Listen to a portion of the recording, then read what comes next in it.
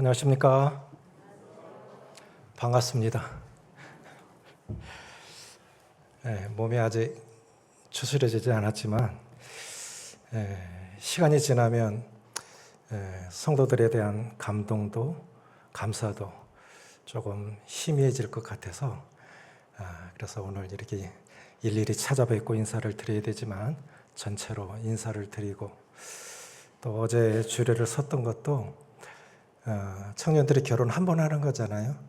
그래서 일생일 때 한 번 결혼하는 이 준비된 것을 약속을 지켜야 되겠다 싶어서 했습니다. 제가 건강을 잘 관리하지 못해서 성도님들께 근심을 끼쳐드려서 죄송합니다. 또 기도해 주셔서 너무 감사드리고요. 정작 저 자신은 수술대에 들어섰을 때 살고 죽는 게 하나님께 있는 거지. 덤덤하게 들어갔는데 병원 밖에 계신 성도님들이 너무 놀라셔서 기도를 많이 하신 것 같아요. 어느 분이, 어느 형제님이 오셔서 자식이 아플 때보다 더 많이 더 간절하게 기도했다. 그러시면서 눈물을 지으시더라고요. 내가 무슨 자이길래 이런 사랑을 받나 하는 그런 생각도 가져봤고, 우리 손창희 형제님은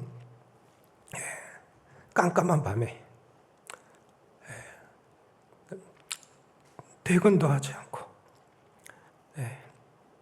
교회에서 계속 기도하신다는 소식도 듣고, 어느 자매님은 교회 밴드에 실시간으로 계속 소식이 올라오는데 수술한 지 4시간이 지났는데도 소식이 안 올라오니까 참을 수가 없어서 운동하러 나가셨나 봐요. 긴장을 하니까 글이 바로 안 보이잖아요. 노강호 형제님 소식입니다 하고 올라왔는데 노강호 형제님 소천하셨습니다라고 그렇게 보였나 봐요. 그리고 너무 놀라갖고 운동하다가 털썩 주저앉았대요. 어떻게 이런 일이 있나. 그리고 다시 보니까 소천이 아니고 소식이랍니다. 참 많은 분들 놀라게 해드려서 죄송하고, 외부교회 어떤 자매님 집사람한테 전화가 오셔가지고 부고장 안 보내고 좋은 소식 보내주셔서 고맙습니다 하고 전화가 왔대요. 이러다가 내가 진짜 죽으면 그것도 안 믿겠구나 하는 생각이 들더라고요. 어쨌든 정말 감사하고요.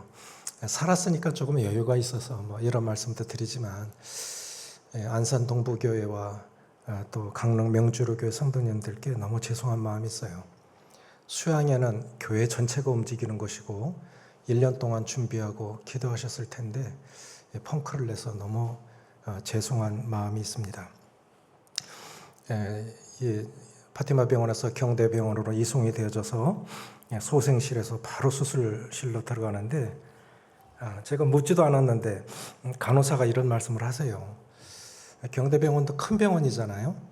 지금까지 이렇게 일사천리로 수술이 되어진 적이 없었대요. 그래서 제가 느낀 게 성도들의 기도가 하늘 보좌를 움직였구나. 제가 살았다는 것보다도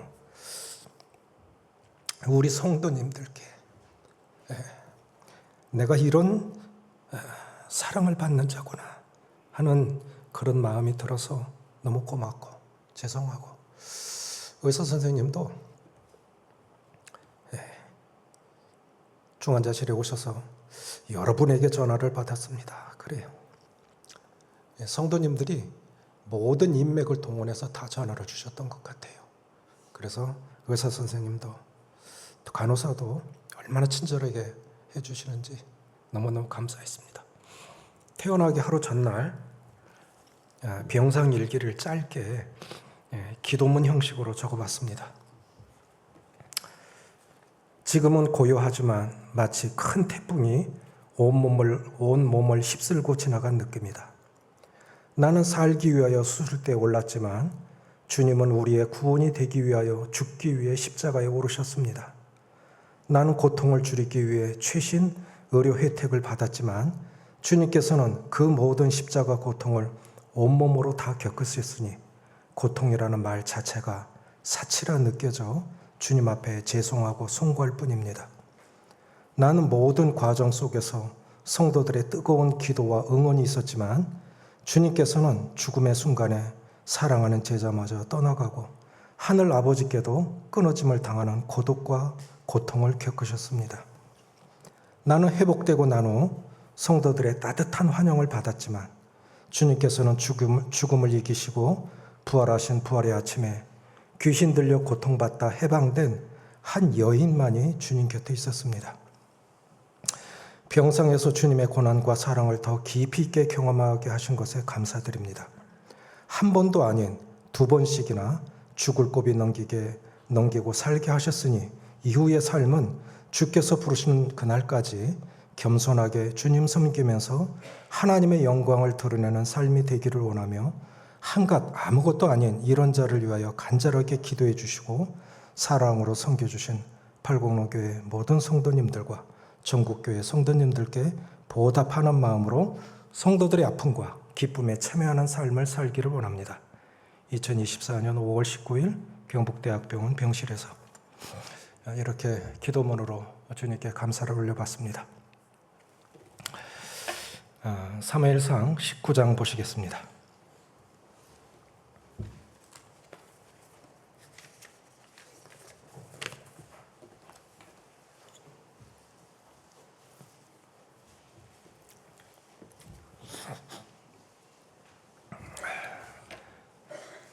사무엘상 19장 1절부터 7절까지 제가 읽겠습니다.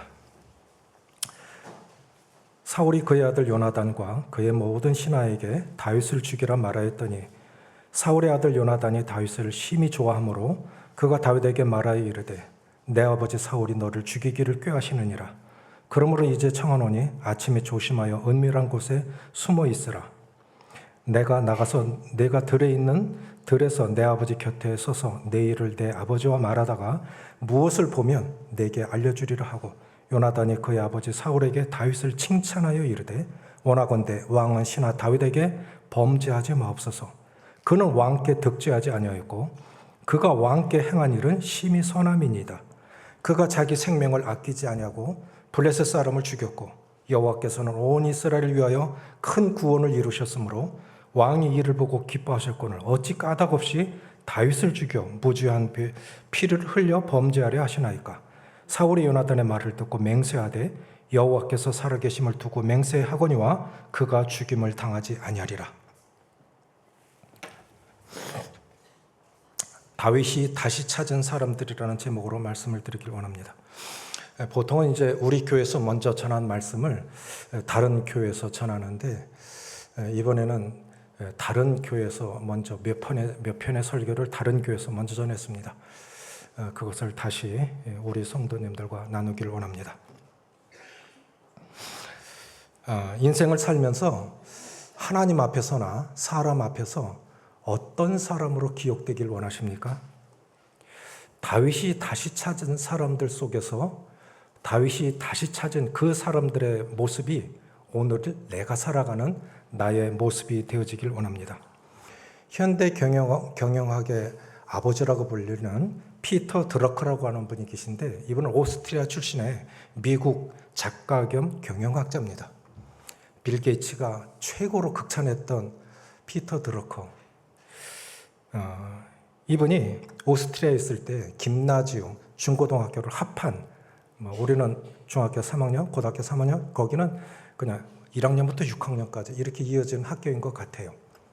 그리고 천주교 교단에서 운영하는 학교였던 것 같습니다.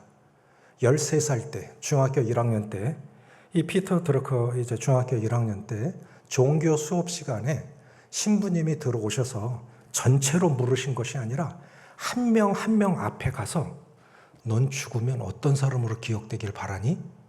이렇게 한 사람 한 사람에게 다 물은 거예요. 13살짜리가 어떻게 그 말에 질문에 답을 하겠습니까? 너무 당황한 거예요. 그런데 질문이 딱 이제 다 돌아가고 난 뒤에 신부님의 교단에 서서 하시는 말씀이 껄껄껄 웃으시면서 나는 너희들이 내가 한 이 질문에 답을 하리라고는 생각하지 않았다. 그런데 50이 넘어서도 내가 한 질문에 답을 할 수 없다면 인생 잘못 산 거다. 이렇게 말씀을 하셨다는 거예요. 그래서 그 빌리그로 이 신부님의 말씀을 들은 그 학생들이 60년이 지나서 다시 모인 거예요. 세계 석학들이 돼서 다시 모인 겁니다. 그들이 동창생들이 이구동성으로 하는 말이 필리그로 신부님의 그 질문이 내 인생을 완전히 바꿔놓았다. 넌 죽은 다음에 어떤 사람으로 기억되길 바라니? 이 질문이 내 인생을 완전히 바꿔놓았다. 저는 이 말에 동의합니다. 죽은 다음에 어떤 사람으로 기억되길 바라십니까? 다윗은 지금 왜 이런 사람들을 찾고 있는 걸까요? 먼저 요나단입니다. 요나단이 죽었다는 사울 왕 산부자가 이 길보아산에서 전사했다는 소식을 듣고 이 소식을 가드에도 알리지 말고 아스글론에도 알리지 마라. 적이 알지 못하게 알리지 말라. 조가를 만들어서 불리고 그랬어요. 과거의 인간 관계를 바라보는 방식이 미래를 바라보는 인간관계의 방식이 됩니다. 그분이 나에게 어떻게 했나? 과거를 바라보는 방식이 오늘과 미래를 바라보는 방식이 될 거예요. 그 사람에게 나쁜 생각을 갖고 있으면 앞으로도 계속 그렇게 살아갑니다. 요나단이 어떤 사람입니까? 차기 왕이에요. 그런데 옷을 벗어서 칼을 넘겨주고 네가 이스라엘의 차기 왕이 된다. 아버지는 왕을 죽이려 하죠. 다윗을 죽이려 하고 아들은 살리려 하고 참 기구한 운명이지요. 누군가 비난받을 때 같이 욕하지 마십시오. 내 편이 되라는 소리가 아닙니다. 누군가가 욕할 때 아버지는 다윗을 죽이려고 그래요. 아버지, 다윗이 뭘 잘못했습니까? 국가를 위기에서 구원해냈고 골리앗을 쳐 죽이고 국가를 위기에서 구원해낸 잘못한 게 뭐가 있습니까? 왜 죽이려고 합니까? 변명하고 칭찬하고 사람이 다 잘하는 거 아닙니다. 다 잘못하는 거 아닙니다. 누군가 비난받을 때 같이 욕하지 마십시오. 그분의 좋은 면을 이야기하시고 그것이 내 편이 되어달라고 하는 소리가 아니에요. 주님은 다 아세요. 다윗이 다시 찾은 사람, 첫 번째 사람 요나단입니다. 누군가 어려움을 당했을 때 다윗이 다시 찾은 요나단, 다윗을 변호해 주어야 할 사람이라고 그래서 다시 기억하고 있는 것이라고 생각이 되어집니다. 두 번째 누구냐면 미갈입니다. 요나단의 동생 미갈. 공주지요. 블레셋 사람의 양피 200으로 결혼을 해서 이제 왕이 자기를 죽인다 하니까 미갈이 이 소식을 들었어요. 어떻게 하나? 내 남편 아버지가 제정신이 아니라 내 남편을 죽이려고 그러네. 그러니까 남편 침상에다가 우상을 놓고 그 양털로 덮어놓고 이불을 덮고 그리고 줄로 달아 내려서 도망가게 합니다. 그리고 이제 군사들이 포위하고 있으니까 아버지가 다윗 왜 못하냐? 병들었습니다. 그러면 병상째, 침상째 데리고 와라. 내가 죽일 거다. 신하들이 가보니까 다윗은 도망가고 우상이 이불 속에 있는 거예요. 왜 이렇게 했냐? 거짓말을 하죠. 다윗이 나를 가게 하지 않으면 나를 죽인다고 해서 도망가게 했습니다. 다윗이 후에 사울 왕이 죽은 후에 미갈을 다시 찾습니다. 왜 찾을까요? 첫 번째 부인이라? 그것만 아닙니다. 다윗은 이미 여러 명의 아내가 있습니다. 그리고 미갈은 이미 다른 남자의 아내가 되어 있습니다. 왜 찾는 것일까요? 다윗을 연약한 여인이었지만 다윗을 보호해 준 사람이었어요. 다윗은 그것을 잊지 않았을 거예요. 미갈의 은혜를 잊지 않았을 거예요. 내가 죽을 운명에 처했을 때 죽을 위기에서 비록 연약하지만 어쩌면 자신도 위험해질 수 있는 그 상황 속에서 아버지가 제정신이 아니니까 그런 상황 속에서 나를 살리려 한 여인이 그런 결단을 했던 것입니다. 잊을 수가 없는 거예요. 미가를 통해서 우리가 받는 교훈은 무엇일까요? 희생을 감수하고라도 누군가 어려움에 처했을 때 보호해 주라고 하는 것입니다. 저는 강희식 형제님과 박건희 형제님을 잊을 수가 없어요. 강희식 형제님은 개척 멤버로 동참을 해서 또 다행히 우리가 참 어려웠을 때 개척되었을 때 영천에서 5년 이상을 근무를 해서 소위부터 중대장까지 대위 때까지 있었습니다. 중대장으로 근무하던 어느 날에 한 병사가 휴가 나갔다가 복귀를 하지 않는 거예요. 이미 시간은 지났습니다.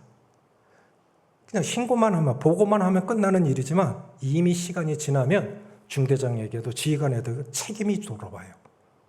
그런데 그때 강희식 형제님이 기억이 난 게 뭐냐면, 처음에 소위로 인간했을 때 하나님 앞에 서원한 기도가 뭐냐면, 하나님, 제가 평생 군인으로 살아야 됩니다. 어느 곳에 가든지 그리스도인의 발자국을 남기고 가게 해주십시오. 이게 기억이 난 거예요. 그래서 그 기도가 이 병사가 아닐까? 그럼 내가 할 수 있는 만큼 보호해 줘야지. 부대는 발칵 뒤집힌 거예요. 병사가 안 들어오니까. 탈령이잖아요. 그 병사가 부대 근처까지 왔는데 들어갈까 말까 하다. 여기까지 왔으니 들어가자. 이미 시간은 지났습니다. 우리 강희식 형제님이 병사를 불러서 밥 먹었냐? 아니요. 취사병 불러. 빨리 라면 끓여줘. 그리고 일은 없었던 일로 하라. 절대로 발설하지 마라. 그래서 이것이 끝났는데 6개월 뒤에야 이 병사가 취사병을 통해서 이 소식을 들은 거예요. 너 진짜 나쁜 놈이다.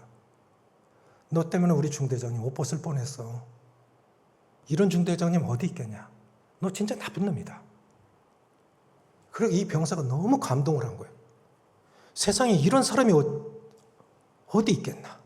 그때 강희식 형제님이 병사를 불러서 성경 공부 같이 해볼래? 해야죠. 그래서 구원받고 영천에서 대구까지 3년 동안 예배를 드리러 왔습니다. 26년이 지난 지금 그 중대장은 어떻게 됐을까요?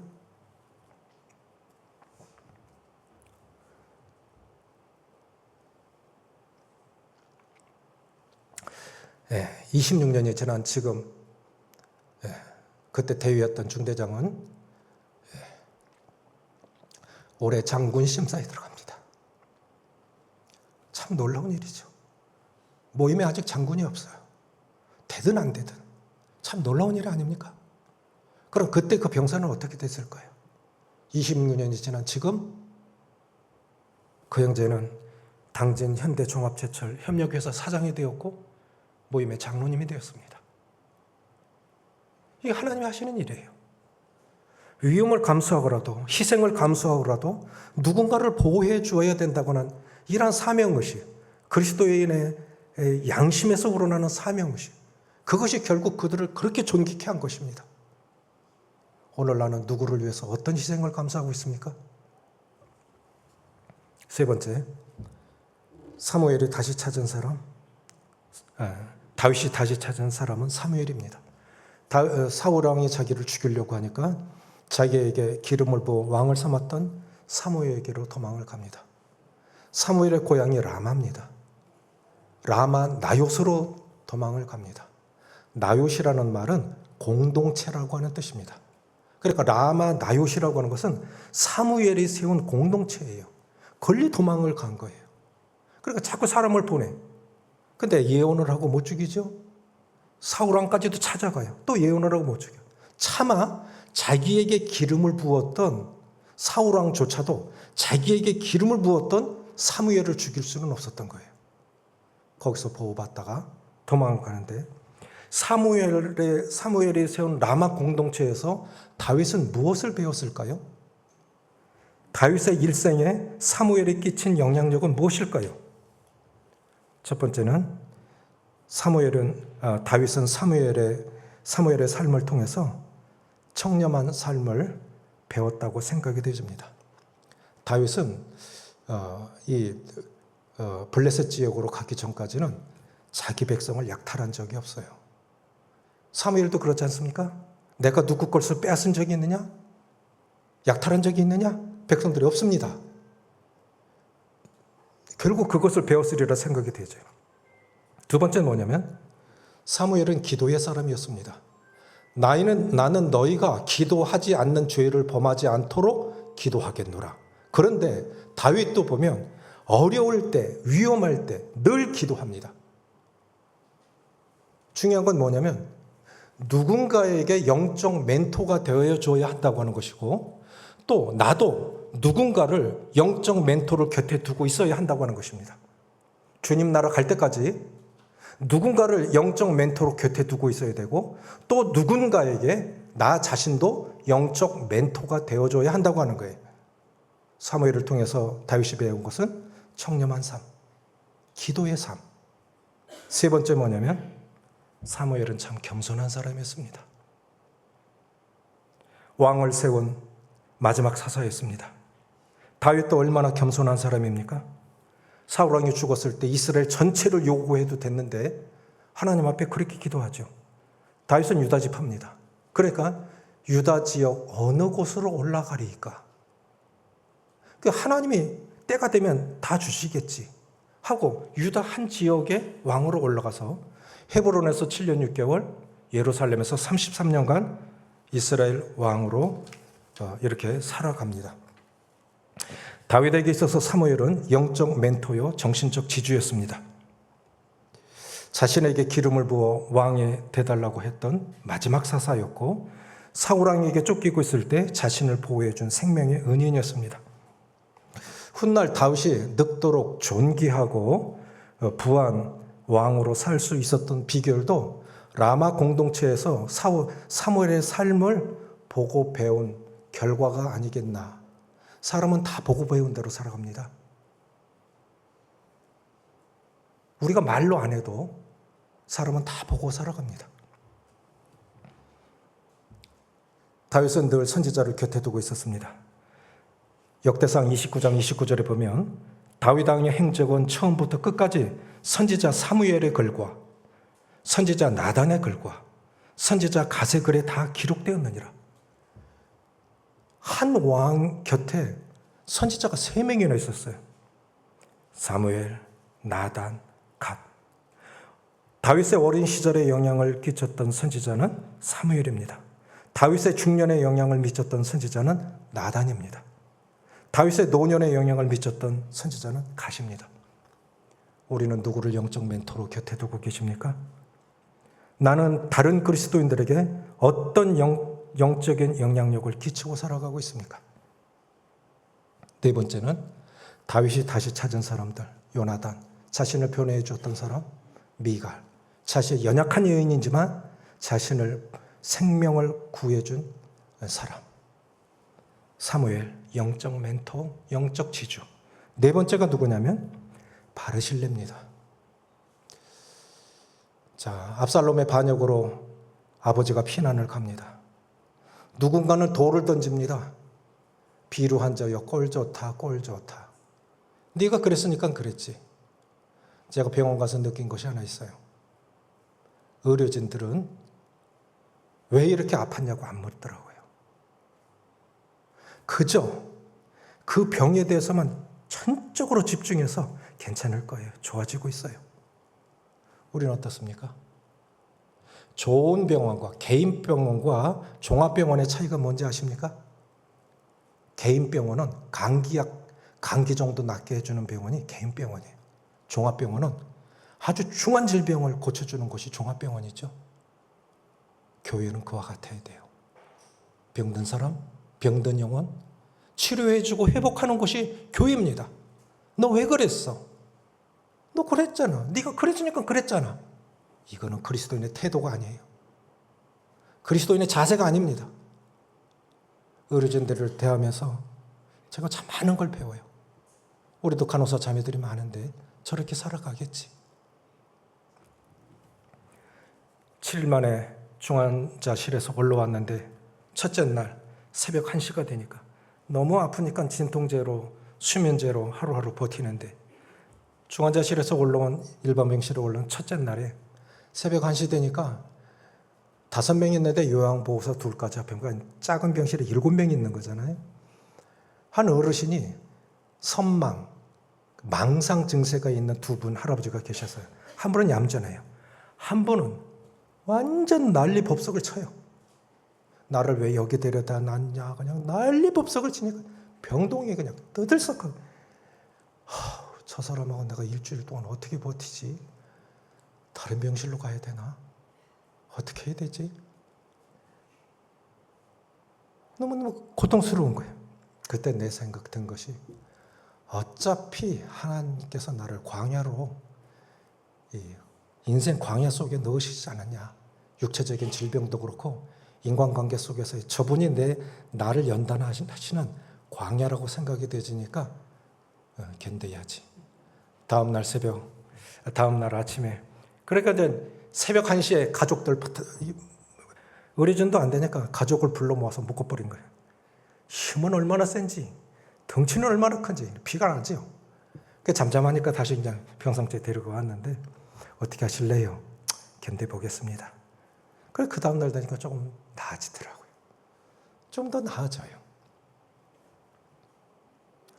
우리 곁에도 많은 사람들 두셨는데, 삶이라는 건 입으로 되어지는 게 아닙니다. 그 사람의 삶을 통해서 경험되어진 것, 이런 것들이 결국 그 사람을 통해서 나오리라고 그렇게 생각이 되어집니다. 자, 바르실레. 자식의 반역을, 다른 사람도 아닌 자식의 반역을 피해서 자식 이기는 부모 있습니까? 자식을 이긴다면 부모는 그 부분은 제가 볼 땐 조금 잘못된 것 같아요. 힘이 없어서 지는 게 아닙니다. 자식이 반역을 했어요? 왕궁을 비우죠. 힘이 없어서 왕궁을 비운 게 아니에요. 그래, 내가 피하지. 노인이, 존귀한 노인이 머리를 풀어 헤치고 맨발로 울면서 기드론 시냇가를 건너서 요르단으로 건너갑니다. 많은 백성도 함께 울면서 갑니다. 누군가는 돌을 던져요. 꼴 좋다. 네가 그랬으니까 그렇지. 여러분, 하나님 앞에서 참 우리가 두려워할 건 뭐냐면, 팔복 중에 하나가 긍휼히 여기는 자는 복이 있나니 그들이 긍휼히 여김을 받을 것이요. 누군가 어려울 때 긍휼히 여기십시오. 제 아내가 운전 연수하는데 가만히 서 있는 화물차를 들이받았대요. 그런데 그 아저씨가 괜찮아요, 그냥 가요 그랬더래요. 그래서 제가 뭐라냐면, 다 내 덕인 줄 알아 그랬어요. 왜요? 저는 웬만큼 부딪히면 그냥 가라고 그래요. 차도 뭐 오래된 차니까 받아봤자지 뭐. 그럼 웬만큼 받치면 그냥 가라고 그래요. 긍휼 없는 사람은 긍휼 없는 심판이 있으리라. 사람이 무엇으로 심든지 그대로 거두리라. 이게 참 두려운 말씀인데요. 형벌적 공의가 있고 보상적 공의가 있어요. 보상으로 받는 건 얼마나 좋겠습니까? 그런데 그렇게 당해야만 그 사람이 그걸 깨닫는다 그러면 이건 정말 두려운 일이에요. 바르실레. 평상시는 왕이 백성을 보호합니다. 그런데 지금 이 순간은 백성이 왕을 보호하고 있어요. 그것도 늙은 바르실레가. 보기 보면은 침대, 먹을 것, 조목조목 하니까 10가지 이상을, 침대, 대야. 아니, 피난 온 사람이, 그 늙은 몸이 얼마나 좋은 침상에서 자던 사람입니까? 피난길에 뭐가 있어요? 얼마나 섬세합니까? 대야까지 가져왔다고요. 백성들이 먹을 것까지. 그래서 누군가 어려움을 당할 때 왜 그랬느냐고 묻지 마시고 그 사람의 필요를 공급하십시오. 하나님 다 기억하십니다. 나중에 다윗 왕이 압살롬의 반역에 평정이 된 후에 이렇게 얘기를 하죠. 같이 갑시다. 내가 왕궁에서 당신을 모시겠습니다. 바르실레가 난 너무 늙었습니다. 내 아들 기만만 데리고 가십시오. 그래서 기만만 데리고 가죠. 누구도 몰라요. 내가 이후에 어떤 삶을 살지, 내가 어떻게 될지는 누구도 장담할 수 없습니다. 아무도 몰라요. 그러니 어려움 당할 때 왜 그러느냐고 말하지 마시고, 남이 돌 던질 때 함께 돌 던지지 마시고, 어려움 당했을 때 그저 불쌍히 여기시고 그 필요를 공급하십시오. 하나님이 좋은 것들로 보상하리라 그렇게 생각이 되어집니다. 몇 년 전에 3차에 살 때입니다. 여름에, 한여름에 저는 이렇게 사역자는 감독하는 사람도 없고 지시하는 사람도 없습니다. 게으르려면 얼마든지 게으르고 부지런하려면 얼마든지 부지런할 수 있는 것이 사역자입니다. 저는 제가 정한 시각이 있어요. 4시 50분에 일어나서 씻고 교회 와서 기도한다. 운동은 성도들 다 퇴근한 후에 8시 이후에 한다. 제 스스로 정해놓은 시각입니다. 그런데 이런 일 저런 일 하다 보니까 그날 늦었어요. 11시 가까이 됐는데 그래도 운동을 해야 될 것 같아요. 비가 주룩주룩 오는 여름밤에 우산을 들고 한 바퀴 쭉 돌고 오는데 12시가 다 됐는데 그 여름밤에 이사를 하는 거예요. 20층 그 고층에 사다리 차를 대놓고 한밤이면 소리가 또 얼마나 큽니까? 철커덕 하면서. 그런데 너무 신기한 게요. 아무도 민원을 제기하지 않아요. 얼마나 시끄러운 일이에요? 그럼 생각해 보십시오. 밤 12시에 이사를 할 것 같으면 조금 참고 보통 이사는 다음날 새벽에 하잖아요. 그럼 7시간 뒤에 이사하면 되는 거를 왜 굳이 12시에 하겠습니까? 7시만큼 시간만 넘으면 다 늘 하던 그 시각에 이사하는 거 아닙니까? 도저히 이해가 안 가는 거예요. 그래서 제가 한 바퀴 쭉 돌면서 내린 결론은 뭐냐면 오죽했으면 도망가는 것도 아니고 오죽했으면 그 시각에 비가 저렇게 초록초록 내리는 저 시각에 오죽했으면 이사를 했겠나. 우리도 그게 필요해요. 다윗 왕을 보면서 바실의 신뢰가 오죽했겠나. 저 마음 누가 알까. 다 자식 키우는 부모인데 왕이라 할지라도 자식 마음대로 되나. 물론 그것은 다윗이 밧세바의 사건이나 이런 죄의 결과로 온 건 맞아요. 그럴지라도 우리가 뭐 다 잘해서 하나님 앞에 살아가는 겁니까? 하나님께서 우리를 이뻐 보시니까 그렇지. 우리가 뭐 그렇게 하나님 앞에 잘한 게 있을까요? 바르실레 마음이 그랬을 거예요. 다윗을 보면서 저 마음 오죽했을까.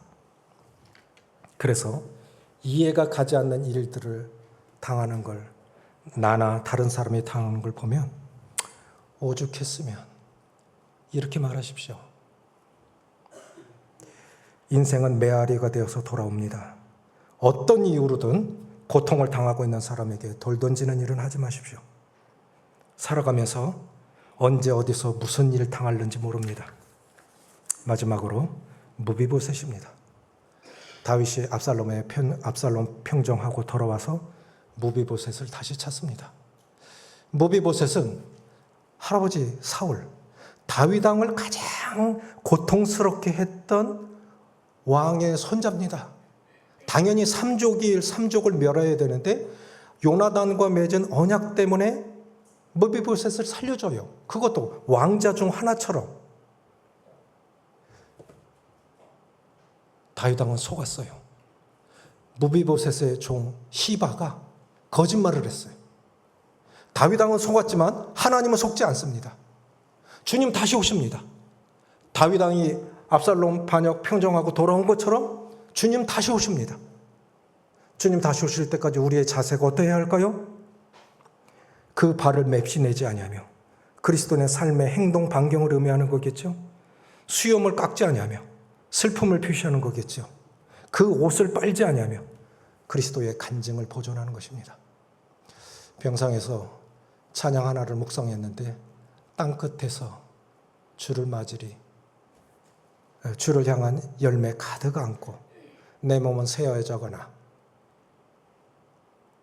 그게 그렇게 감동이 되더라고요. 지금도 이 시간에 땅끝 선교지에서 선교사님들이 그렇게 살아가실 겁니다. 주님 오실 때까지 어떤 열매로 주님을 맞고 싶습니까? 지금까지 말씀드렸던 것처럼 누군가 어려움을 당할 때 변호해주고 칭찬해주는, 누군가 비난할 때 함께 욕하지 않는, 그리고 누군가 어려움을 당할 때 희생을 감수하고라도 그를 보호해 줄 수 있는 그런 하나님의 사람들이 되시기를 바랍니다. 영적 멘토를 곁에 두시고 영적 멘토를 존중히 여기십시오. 그리고 누군가에게 영적 멘토로 살아가시길 바랍니다. 바르실레처럼 어려움을 당했을 때 시므이는 돌던졌지만 바르실레는 오죽할까 저 마음, 오죽할까 그 마음으로 어려움 겪는 분들과 함께 아픔에 참여하셨으면 좋겠습니다. 무베보셋처럼 달당 올 때까지 그 왕에 대한 충성을 보여주었던 것처럼 주님 다시 오십니다. 우리들의 삶의 모습이 어쩌면 내일이라도 오실 수 있는 주님이신데 우리가 주님 맞을 준비하면서 그렇게 살아가는 팔공로교회 성도님들 되시길 원합니다. 기도하시겠습니다.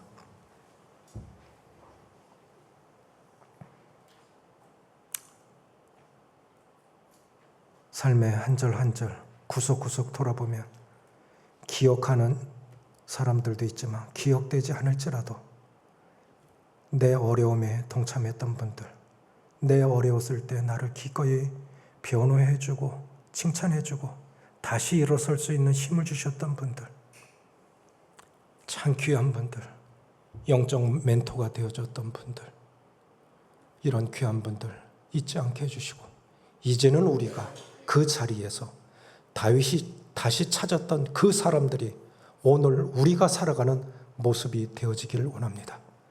주님이 보고 싶어 하시는 모습도 그 모습이겠지요. 저희들이 그런 사람 되어질 수 있도록, 그래서 진정한 하나님의 사람임을 증명해내는 저희 모두 될 수 있도록 도와주시옵소서. 우리 주 예수님의 이름으로 감사하며 기도합나이다. 아멘.